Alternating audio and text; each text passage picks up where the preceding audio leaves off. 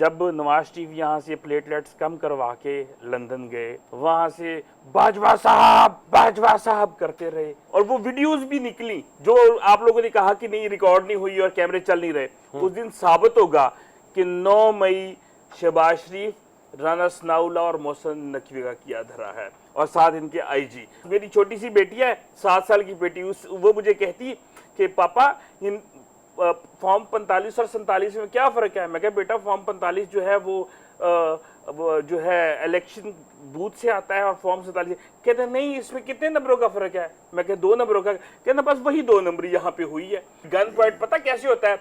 जैसे दिलावर से gun point पे 15 मिनट के अंदर अंदर 53 पेजेस का जी उसको पास वो आ जाता है कि जी इसके ऊपर साइन करो।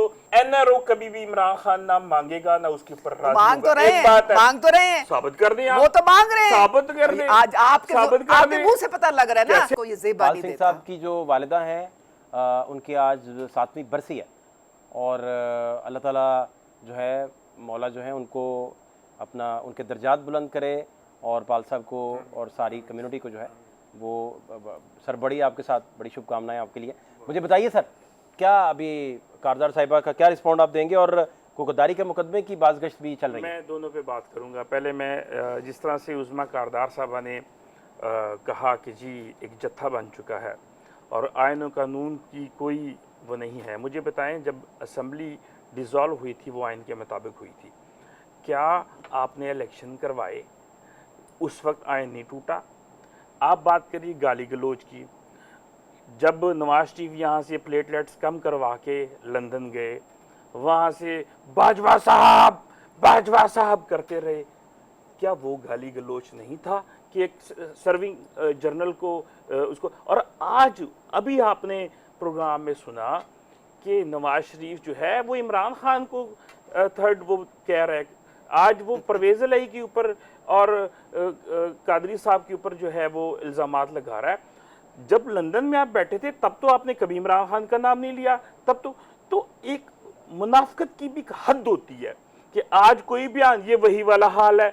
मरियम कहती है मेरा दादा अरबपति था, शहबाज शरीफ कहता था मेरा दादा एक मिल में मजदूर था। तो नवाज शरीफ असम्बली में कहते हैं कि ये हैं वो ज़राए और अदालत में पेश ही नहीं कर सकते। तो इनके ये असल में सियासत इनकी है ही नहीं, ये टोटल मुनाफिकत और मुनाफिकत है। लॉ एंड ऑर्डर पाकिस्तान की तारीख में कभी भी इस हद तक लॉ एंड ऑर्डर नहीं खराब हुए कि आप एक बंदे को पकड़ना चाहते हैं, वो किसी केस में मुलव्वस नहीं है, लेकिन आप उसको पकड़ने के लिए उसकी बहन को जलील कर रहे हैं, उसकी माँ को जलील कर रहे हैं, उसके घर तोड़ रहे हैं, उनके कारोबार बंद कर रहे हैं। ये लॉ एंड ऑर्डर कभी हुए हैं पाकिस्तान में? पाकिस्तान का आइन इसकी इजाजत नहीं देता, तब आप कहाँ होती हैं?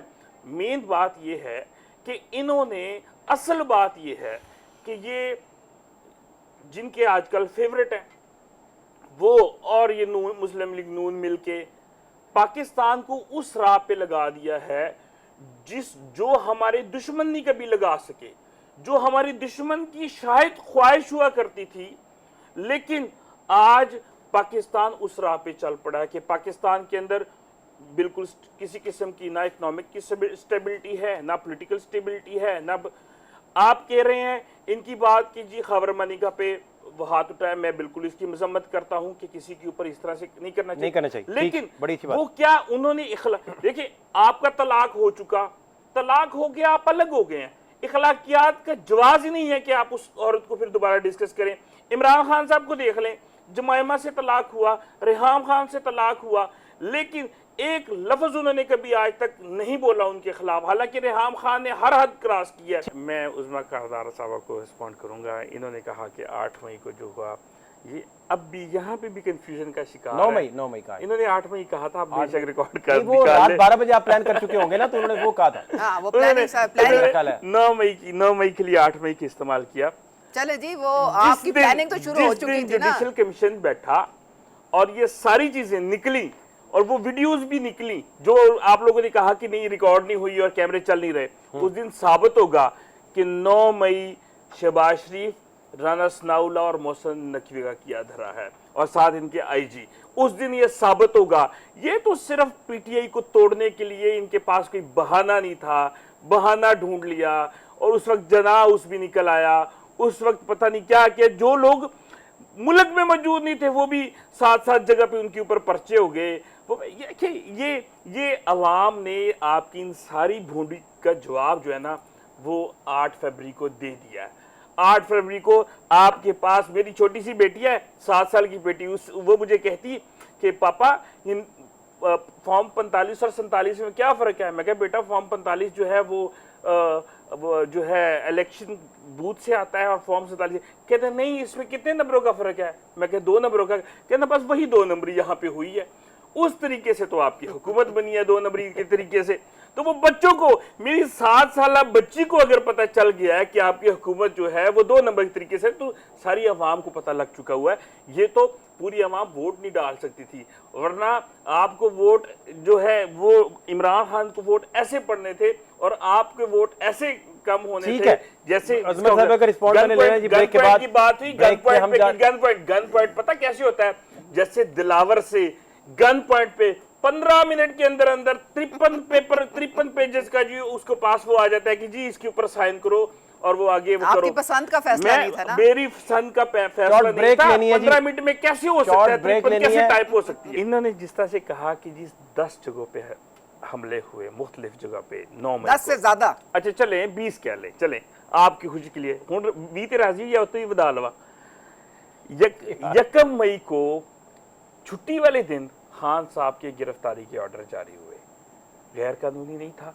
9 मई को जब हाई कोर्ट में, इस्लामाबाद हाई कोर्ट में खान साहब, ये कानून है कि जब आप कोर्ट में चले जाएं, आप कोर्ट में जाके अदालत के सामने पेश होने चले जाएं तो वहां पे आपकी केस में गिरफ्तारी नहीं हो सकती। 9 मई को हाई कोर्ट में किस तरीके से हमला करके इमरान खान साहब को गिरफ्तार किया गया।